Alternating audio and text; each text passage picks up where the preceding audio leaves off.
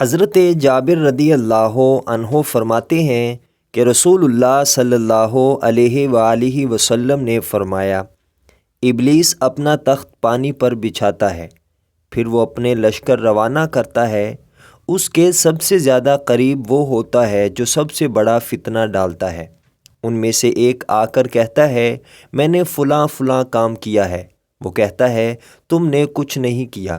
پھر ان میں سے ایک آ کر کہتا ہے، میں نے اس شخص کو کہ جس کے ساتھ میں تھا اس وقت تک نہیں چھوڑا یہاں تک کہ اس کے اور اس کی بیوی کے درمیان تفریق کرا دی۔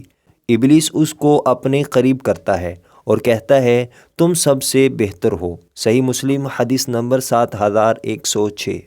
حضرت عبادہ بن صامت رضی اللہ عنہ بیان کرتے ہیں کہ رسول اللہ صلی اللہ علیہ وآلہ وسلم نے فرمایا، اللہ نے سب سے پہلے قلم کو پیدا فرمایا تو اسے فرمایا لکھو۔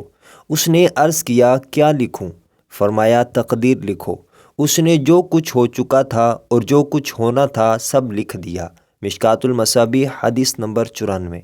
حضرت عبداللہ بن عمر رضی اللہ عنہ بیان کرتے ہیں کہ میں نے رسول اللہ صلی اللہ علیہ وآلہ وسلم کو فرماتے ہوئے سنا، اللہ نے اپنی مخلوق کو اندھیرے میں پیدا فرمایا، پھر ان پر اپنا نور ڈالا، پس جس کو یہ نور میسر آ گیا وہ ہدایت پا گیا، اور جو اس سے محروم رہا وہ گمراہ ہو گیا۔